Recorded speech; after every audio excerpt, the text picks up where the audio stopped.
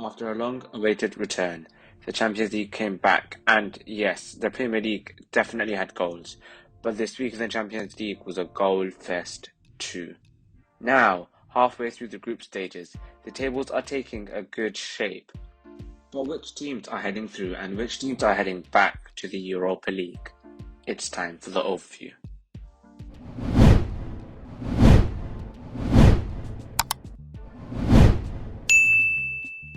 Besiktas played Sporting Lisbon in the earlier game on Tuesday, and they were thumped 4-1 with their only goal coming in the 24th minute. Club Brugge welcomed last year's finalists Manchester City and were beaten by an even larger goal difference, losing 4-1, with Cole Palmer, a 19-year-old midfielder, making his Champions League debut and scoring as well. What a moment that must have been. Contrary to my prediction 2-2, and opposing what most people thought, when Dortmund went to Netherlands to play Ajax, they were absolutely hammered 4-0, with an own goal from Marco Reus and goals from Daley Blind, Anthony and Sebastian Aller, who seem to be in amazing form right now, scoring 6 goals in only 3 games so far. Following on from this, Real Madrid beat Shakhtar Donetsk 5-0, with Vinicius Jr. scoring 2 and getting an assist. Carlo Ancelotti's men needed this resurgence after they suffered defeat to Sheriff Tiraspol last time out. Speaking of which, Inter Milan played Sheriff and handed them their first defeat in what ended as 3-1.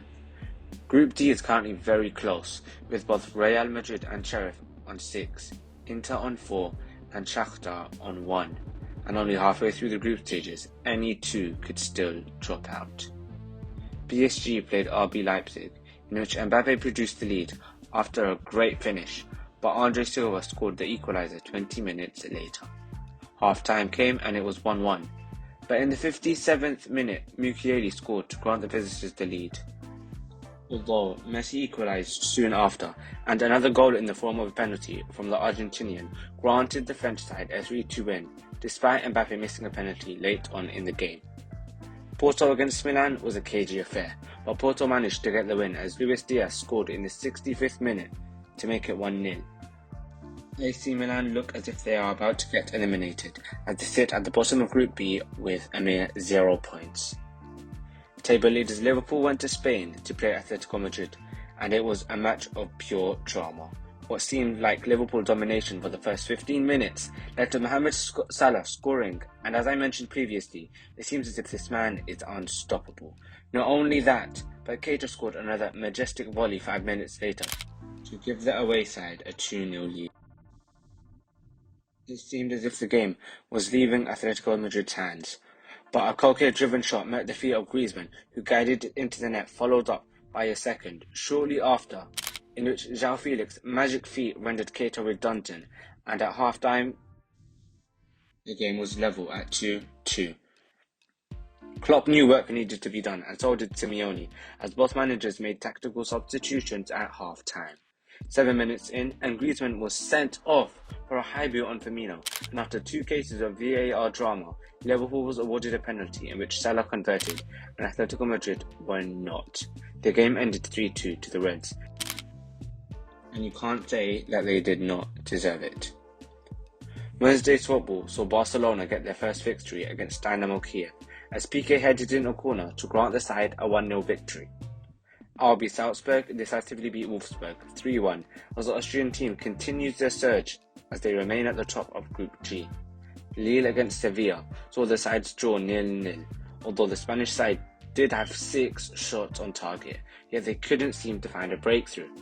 Benfica vs Bayern saw a late 4-0 win for the Germans, who are in terrific form, with Leroy Sané starting off the goals in the 70th minute with an immense free kick. It seems as if he's playing his best football at Bayern right now. Sané scored another along with a Benfica on goal, but the fourth and final goal came from none other than Lewandowski, the goal machine, who can't seem to get off the score sheet. Manchester United against Atalanta was a great match, as when Atalanta went 2-0 up by half-time, the pressure on Ole was so big that many thought it would be his last game in charge. But while some teams would have given up, the Red Devils pushed, And Rashford's second appearance of the season got his second goal with a beautiful Bruno Fernandes assist. And the skipper Maguire equalised at 2-2. And Cristiano Ronaldo scored the winner, 3-2, at the death once again. They won 3-2. But some have to question their performance. They can't perform like this against Liverpool on the weekend because there's just no chance that they'd be able to come back up. Russian side Zenit were beaten by Juventus in the 86th minute by a goal from Kulusevski, and this sees Juventus continue at the top of their group with an unbeaten record in the Champions League so far and conceding as much as 0 goals. Chelsea beat Malmo 4-0 with Andreas Christensen, Kai Havertz and Jorginho converting 2 penalties, but it wasn't all good news for the Blues. Both strikers Lukaku and Werner came off injured, which could be a major problem for the future. And finally, Young Boys lost to Villarreal 4-1, and Group F also seems to be a close run. Manchester United sit top with 6 points, but Villarreal and Atalanta sit second and third respectively with 4 points each, while Young Boys have 3 points over the win against the Red Devils in match week 1. The Champions League spots are still there for the taking. This week there are some mammoth matches along with the Premier League. Man United play Liverpool at Old Trafford as well as El Clasico. Marseille play PSG and Ajax play PSV, with 1 point separating the two at the top of the Eredivisie.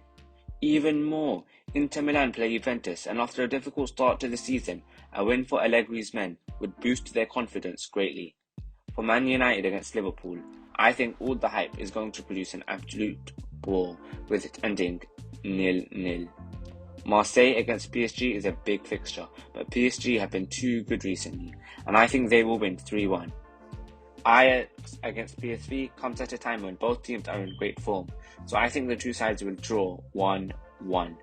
And the Clasico gives Barcelona a chance to establish themselves within La Liga, and if they were to win, they will leapfrog Madrid in the table.